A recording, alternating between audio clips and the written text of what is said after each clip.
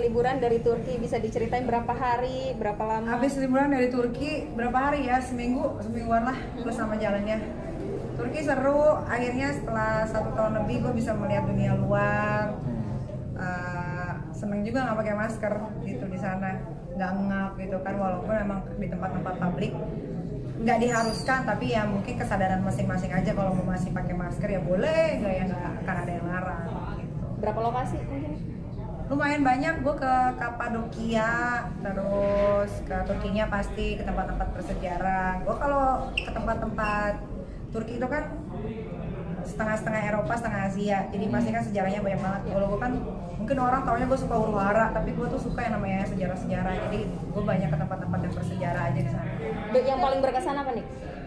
Yang paling berkesan itu semua berkesan sih buat gue, tapi akan lebih berkesan mungkin kalau gue perginya sama pasangan. Oh my god. Kemarin sama siapa aja nih? Karena ada tempat-tempat yang romantis ternyata. Sama teman-teman, sama tim gue berenam.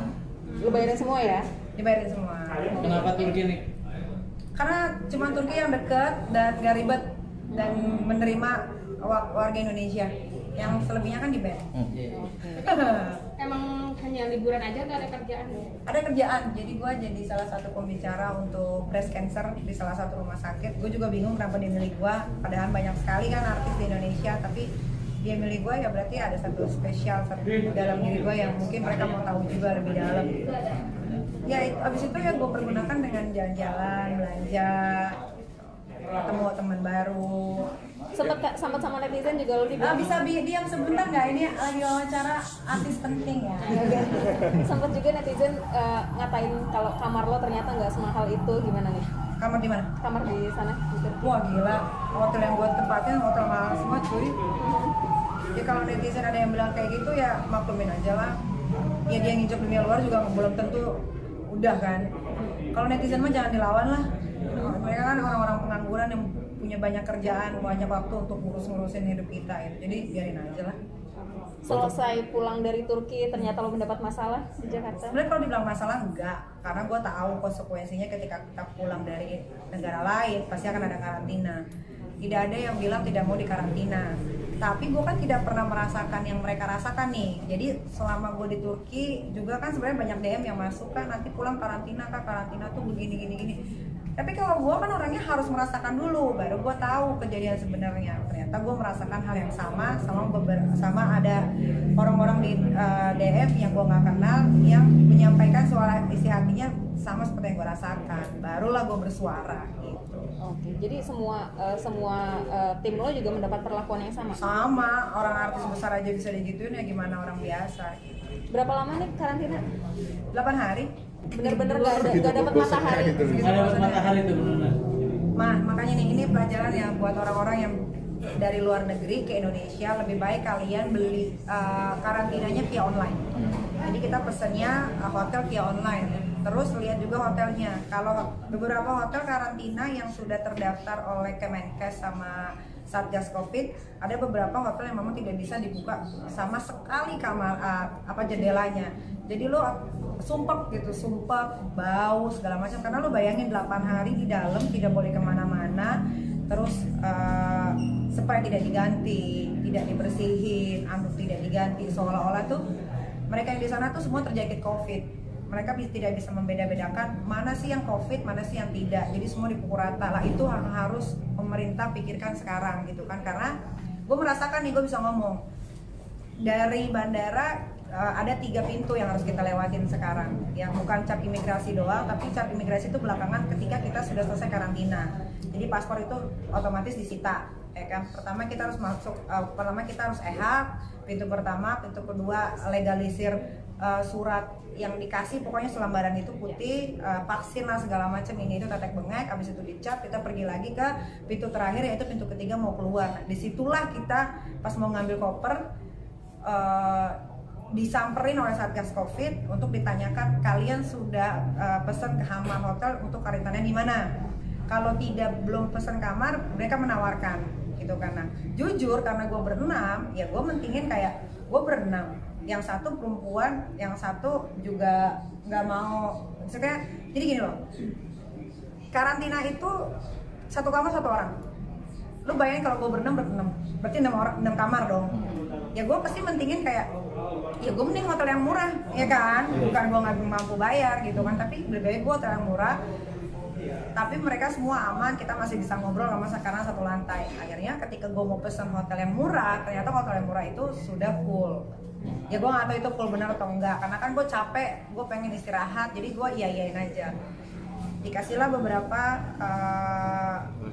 list nama hotel-hotel bintang 5 semua gitu. Gue bingung apa karena gue Nikita Mirzani atau apa gue dikasih hotel bintang 5, padahal gue tidur di hotel biasa pun gak ada masalah. Orang karantina gak bisa keluar juga, lo mau kemana? Terus PPKM lagi kan, sepi, jalanan udah kayak kota mati gitu. Tapi gue dikasih list hotel-hotel yang mahal ya gue mengiyakan aja. Ya udah gue pilih hotel ini, berapa harganya? 17.800.000. Tuh gue denger baik kuping gue sendiri gitu kan. Ya udah pakai hotel ini deh. Terus gue minta izin ya, kayak bisa nggak satu kamar 2 orang, karena kita satu tim, bukan orang yang tidak kita kenal gitu kan. Diiyain, oke boleh. Ya udah berarti 17.800.000 kali 3 selama 8 hari. Udah sampai ke hotel, pas gue mau bayar harganya jadi berubah 22 juta. Anjir. Dan itu saksinya yang denger banyak. Gue sempet, ya gue bukan berantem ya, kayak gue menanyakan dong, di bandara kok 17 juta, di hotel kok 22 juta gitu ya. Kalian semua juga kalau misalkan punya hal yang serupa kayak gue, pasti kalian menanyakan, nggak mungkin main bayar-bayar aja sekaya-kayanya orang, pasti nanya dong, kok belum sejam udah naik 5 juta gitu kan. Iya karena begini, karena begitu. Udahlah, karena gue capek, gue bayar dong ya kan. Gue bayar, langsung kita karena di situ udah nungguin Satgas sama orang PCR udah nunggu tuh.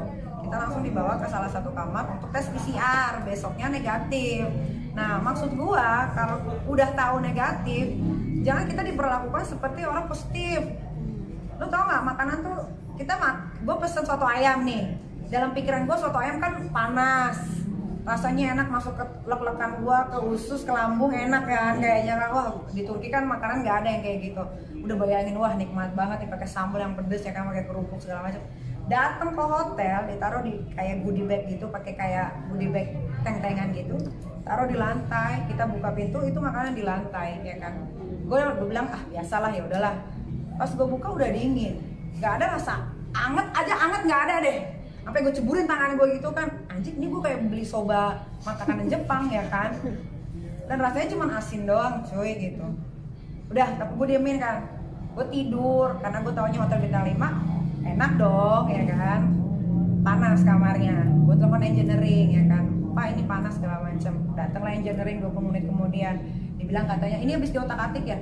Gue iya aja lah, iya kali ya nih ada di otak-atik makanya nggak dingin. Tungguin aja Bu, paling 20-30 menit lagi dingin katanya. Iya gue tungguin. Kok kagak dingin, gue keringetan udah sejam 2 jam. Karena gue tahu orang engineering itu ya dibayar seberapa sih. Kalau gue maki kan gue yang salah. Kesannya gue kok jahat banget. Yaudah gue diemin aja, gue nggak tidur tuh seharian. Karena gue kepanasan dan nggak ada ventilasi udara sama sekali yang bisa gue buka gitu kacanya. Paginya gue kelaparan dong, ya kan, ditelepon. Saya mau pesan makan. Oh makanan baru siap jam 10. Lah gue kan laparnya jam 7. Lu gimana tuh? Akhirnya datang jam 8:30 makanan nasi mie goreng, isinya cuma minyak doang sama garam. Lidah gue sampai kebakar, gak enak rasanya. Ya gue manusia, gue punya mulut, gue punya jari, gue komplain dong, ya kan. Maksudnya adalah supaya apa yang gue rasain tidak dirasakan sama banyak orang yang di karantina. Ternyata itu terjadi begitu banyak orang-orang yang itu cuma tidak berani bersuara gitu kan. Ya maksud gue gimana ya? Dengan kata-katanya kan gini gue baca, orang yang di karantina berhak untuk memilih hotel masing-masing yang mereka inginkan. Tapi kenapa yang gue inginkan kok gue dikasihnya malah beda gitu loh, dan bilangnya full. Ada beberapa juga, jadi kan gue gue mau ngomong gak enak nih, ntar gue diapain ya. Tapi kalau buat gue karantina, sebenarnya nggak ada yang menolak untuk karantina. Tapi buat gue karantina tidak fair, karena tidak terjadi sama semua manusia yang ada di Indonesia. Gue duduk di bisnis, gue tahu betul siapa yang duduk di bisnis. Bapak-bapak sama istrinya, sama anaknya, kurang lebih ada 6 orang. Dia tidak karantina. Kenapa? Karena dia keluar dari pesawat.